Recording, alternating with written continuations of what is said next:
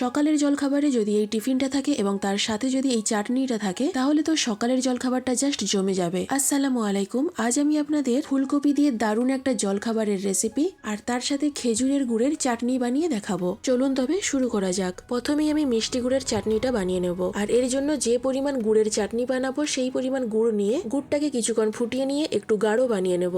কারণ খেজুরের গুড় এমনিতেই একটু পাতলা হয়, তাই একটু ফুটিয়ে গাঢ় করে নিলে যখন চাটনি বানাবো চাটনিটা খেতে খুবই ভালো লাগবে। তো গুড়টাকে ফুটিয়ে আমি একটু গাঢ় করে নিয়েছি। এরপর একটা বাটিতে ঢেলে নিয়ে গুড়টাকে ঠান্ডা হতে দেব।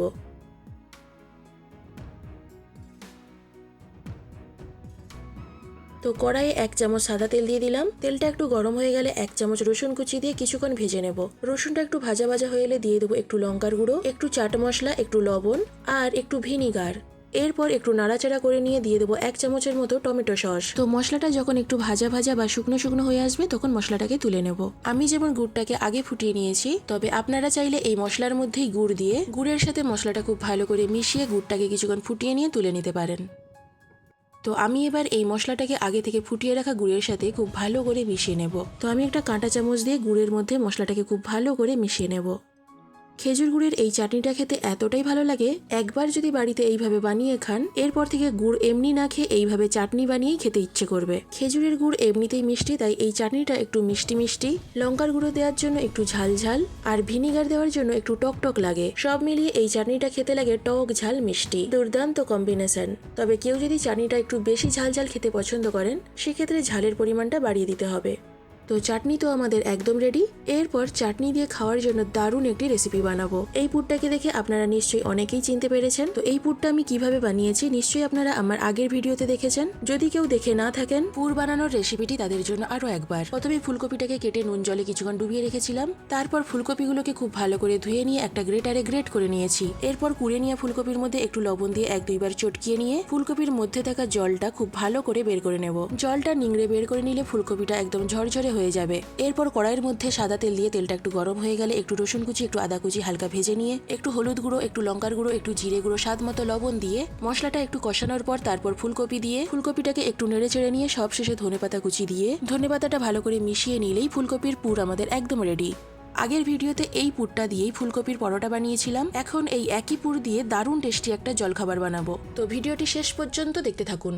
এর মধ্যে দিয়ে দেবো 1/2 কাপের মতো পেঁয়াজ কুচি, একটু হলুদ গুঁড়ো, একটু লঙ্কার গুঁড়ো, একটু চাট মশলা, একটু চিলি ফ্লেক্স আর দেবো ছোলার ছাতু আর সুজি। ছোলার ছাতু দেওয়ার জন্য এটা খেতে এতটাই ভালো লেগেছিল যে আমি আপনাদের বলেও বোঝাতে পারবো না।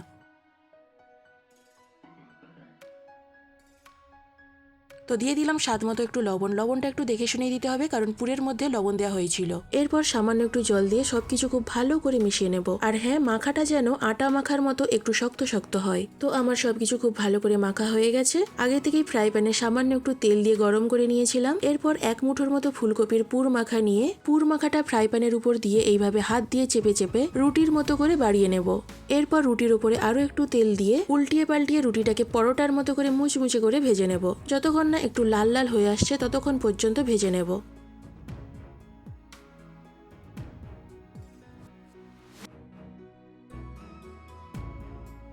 তো দেখুন এটা কত সুন্দর লাল লাল হয়ে ভাজা হয়ে গেছে। এরপর এটা তুলে নেব। এইভাবে সব পুরটাকে একটু একটু করে নিয়ে রুটির মতো করে বানিয়ে ভেজে নেব। এই টিফিনটা খেতে কিন্তু দুর্দান্ত লাগে। বিশেষ করে বাচ্চারা তো এটা খুবই পছন্দ করবে। যেহেতু সুজি দেওয়া আছে তাই একটু মুচমুচে হয় আর তার জন্য খেতে আরো ভালো লাগে। আর এর টেস্টটা এত ভালো হয়, আপনারা যদি এই টিফিনটা বাড়িতে একবার বানান, আমি গ্যারেন্টি দিয়ে বলতে পারি আপনার পরিবারের সকলেই এটা দ্বিতীয়বার বানানোর জন্য আপনাকে অনুরোধ করবে। তো আমার সবগুলো ভাজা হয়ে গেছে। এরপর খেজুরের টক মিষ্টি ঝাল চাটনি দিয়ে এটাকে পরিবেশন করব। আর হ্যাঁ, গুড়ের চাটনি এইভাবে বানালে চাটনিটা কিন্তু অনেক দিন পর্যন্ত ভালো থাকে। যেহেতু এর মধ্যে ভিনিগার দেওয়া আছে তাই খুব তাড়াতাড়ি এটা খারাপ হয় না। দুর্দান্ত স্বাদের একদম নতুন 2 রেসিপি।